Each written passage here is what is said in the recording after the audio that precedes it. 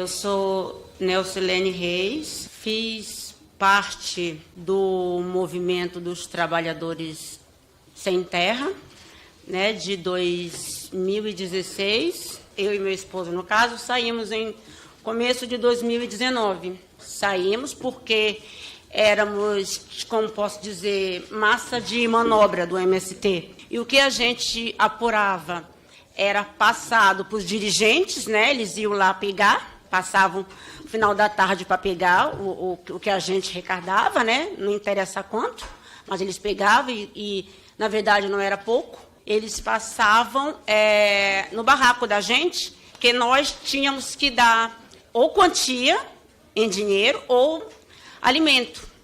Quando ocorreu comigo uma vez, eles foram lá pedir, eu estava de saída, e eu falei que eu tinha um frango no freezer. Aí uma moça me respondeu que eles estavam cansados de comer frango, que queriam carne. Como é que eu posso dizer? Se a gente resistisse, no caso, muitas vezes, não aconteceu comigo, mas eu presenciei, a pessoa está embaixo do barraco, eles derrubavam. A gente não podia ligar som até certos horários, e eu liguei nesse dia. Eles foram no meu estabelecimento e falaram que ia fazer um relatório, né, que eu tinha que participar da reunião. E na hora que eles marcaram a reunião, eu fui para casa. Me ligaram na metade do caminho, uma amiga que fazia parte, que eles estavam reunidos para derrubar o meu barraco. Quando uma pessoa me chamou, falou, Lena, você está onde? Eu falei, estou aqui no barraco. Ela disse, olha, corre, porque tem muita gente, tem vários ônibus na frente do acampamento e eles vieram para derrubar o barraco. Aí, nisso, já ligamos para a polícia, aí foi quando os policiais tomaram frente e puseram todos para fora. Quando eles puseram para fora, nós fomos procurar dentro do mato. Achamos vários facões, achamos enxada, achamos foice. E outra coisa, nós não podíamos plantar o que a gente queria plantar, no caso, tipo um pé de manga, uma árvore maior. No caso, teria que ser mandioca, teria que ser alface, nós não podíamos fazer cerca, nós não podíamos receber qualquer pessoa que tinha que passar pela portaria para saber se podia, se não podia, e outras coisas mais. A primeira questão que eu tenho a fazer, Neucilene, é que você disse que já chegaram a derrubar o barraco com pessoas dentro. Isso é verdade? Como é que aconteceu? Assim, as pessoas estavam dentro do barraco, aí algum grupo se juntava para derrubar com a pessoa dentro? Eles chamavam, como se diz, os frentes de massa. Os frentes de massa. Aí convidavam, saía chamando as pessoas nos seus respectivos espaços, né? Porque tinha que... Chamavam um grupo de 10 pessoas ou mais pessoas, né?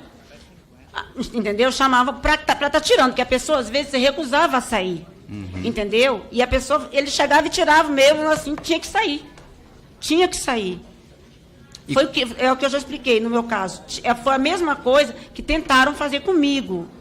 Só que eu fui até a plenária e muitas vezes eles não davam chance. Eu queria te perguntar como é que funcionava essa plenária. Todo mundo tinha um voto, era igual, ou tinha algumas lideranças que tinham mais poder dentro dessa plenária? Na plenária era onde fazíamos as reuniões, certo? Os líderes, eles davam as ordens das quais nós devíamos seguir. Entendeu? Vocês não decidiam nada, vocês seguiam as ordens apenas. Até então, até mesmo para eles para tirar, digamos, que você e eles estavam querendo que nós fôssemos os líderes do acampamento. Eles não faziam a reunião lá para que nós escolhêssemos. Eles iam para outro acampamento. Quando eles voltavam, já traziam fulano, ciclano e bertano. Entendeu? Entendi. Então, nós não escolhíamos. Entendi.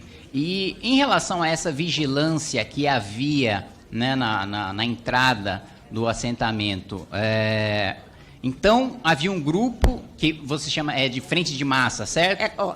Tem frente de massa, tem educação, tem eu que fazia parte da finança, são vários. Certo. São vários. Essa frente de massa era quem decidia quem podia entrar e quem não podia entrar? Não, frente de massa era a pessoa que era colocada, digamos, na frente quando tinha confronto. Entendi. Digamos, eu chamava os frentes de massa, não era só um. Entendi. Cada grupo tinha cada UNB tinha um frente de massa. Cada UNB tinha uma frente de uma pessoa que era frente de massa, outro que era educação. Cada UNB tinha um. Entendeu? O que é o UNB? Esse UNB que você cita? O UNB que você falava era um grupo. Eu não sei o que quer dizer. Até hoje eu não sei o que era. Uma divisão interna. Sim, sim. Certo. Então, tinha uma vigilância que determinava quem podia entrar e quem não podia entrar. Sim, nós ficávamos na portaria. E essa vigilância também determinava quem podia sair? Havia proibição de sair? Não, da gente sair não. Só de entrada. Eles anotavam as placas para a pessoa entrar de carro, anotava o horário que você entrava, anotava a placa do seu carro e anotava o seu nome. O horário que você entrou e para onde você estava indo. Entendi. E, pelo que você disse, me corrija se eu estiver errado, a polícia não poderia entrar, a vigilância nunca deixava a polícia entrar. Não adentrava. A polícia nunca. Quando o MST estava lá, a polícia nunca entrou. Entrou sim no dia que eles, aliás, na noite da qual eles foram para estar nos retirando. Perfeito. Bom, aqui, afirmação minha, não da Neucilene. Me parece, relator, e me parece, presidente, que nesse sentido havia uma espécie de estado paralelo, né? Ou seja, a polícia ela não tinha o poder de império sobre este território, não havia o império da lei neste lugar e havia, sim, a aplicação de uma lei privada, né? O que, na minha avaliação, e isso que consta das notas taquigráficas, configura claramente um estado paralelo. Agora, uma coisa que eu queria entender, senhora Neucilene, você disse que tomava conta, né, às vezes, do mercadinho, né? E que vocês tinham também plantações próprias. Para comprar coisas nesse mercadinho, que você disse que era mais caro, né? 4, 5 vezes mais caro? Sim, era mais caro. Vocês usavam o dinheiro que vocês vendiam daquilo que vocês plantavam, é isso? Não, até porque lá o que a gente plantava lá não tinha nem como a gente vender. Porque lá, até os próprios, alguns líderes que tinham lá, não tinha nada plantado. Porque a gente não podia, por exemplo, eu gosto de árvores grandes, entendeu? A gente não podia plantar, a gente não vendia nada ali dentro, não tinha como vender. Porque não tinha o que vender. Entendi. Então, como vocês tinham dinheiro para comprar coisas no mercadinho? Porque eu, por exemplo, sou empregada doméstica, certo? Nem todos os dias eu ficava para tirar guarda. No dia que eu não tirava guarda, eu ia trabalhar. E meu marido também. Entendi. E assim as outras pessoas que... Entendeu? Então, todos os momentos que você trabalhava para o Movimentos do Sem Terra era sem receber nada, sem feriado, sem sábado, sem domingo. E para comprar comida, você trabalhava fora... Sim. E aí trazia o dinheiro para gastar no mercadinho, não, é isso? Comida, congelados, no caso, lá eles não vendiam. Frango, carne, a gente comprava isso fora. Eu falo coisa assim de, digamos, tem criança que quer biscoito, essas coisas que o mercado comércio lá é longe. É longe. Aí tinha que comprar lá. Você não tinha para onde sair, tinha que ser lá. Você não poderia trazer de fora, você tinha que comprar no mercadinho. A gente podia trazer. Quem tinha carro, a gente trazia, né? Tá. A gente trazia, sim. E havia algum tipo... Você dava para comprar fiado? Você ficava com algum tipo de dívida ou era só... As pessoas compravam e a gente anotava. As pessoas lá pagavam. Aí essa pessoa ficava com uma dívida desse produto que era 4, 5 vezes mais caro. Sim, sim. Bom, mais uma vez, afirmação minha, relator presidente. Me parece muito semelhante a um esquema de semi-escravidão, né? O sujeito ficava com uma dívida impagável num mercadinho que cobrava 4, 5 vezes aquilo que era o valor de mercado na mercadoria e depois, né, como maneira de pagar aquela dívida, aquela pessoa não só era obrigada a trabalhar gratuitamente para o MST, como tinha que trabalhar fora para pagar a dívida do mercadinho, né? Afirmações minhas sobre indício de trabalho análogo à escravidão, senhor presidente, senhor relator, né?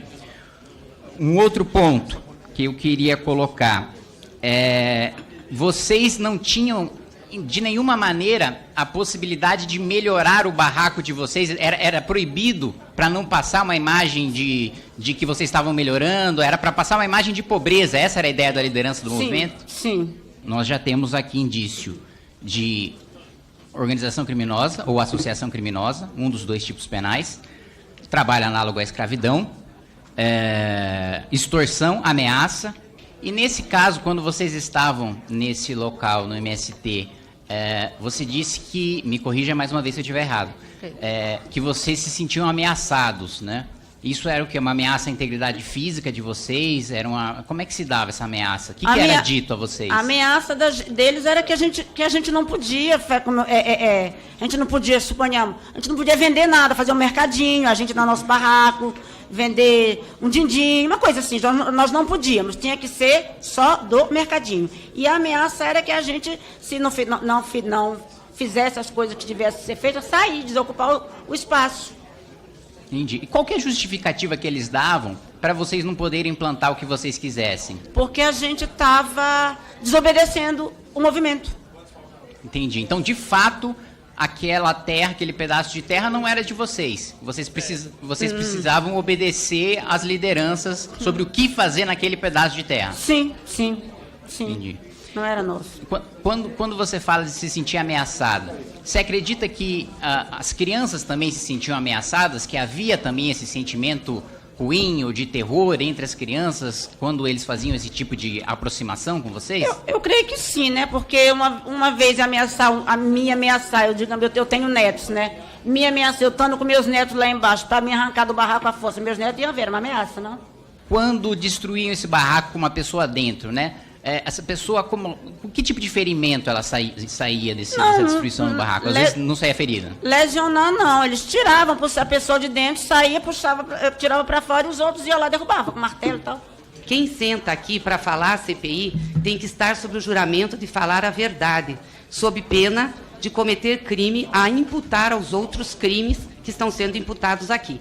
A depoente, por várias vezes, imputou crimes como tortura, violência, perseguição, e foi seguida por outros parlamentares que, na mesma toada, fizeram isso. Eu estou afirmando o que eu vivi. Eu quero que o senhor decida a minha questão de ordem, depois o senhor passa para ela. Tá bom. Que eu vivi.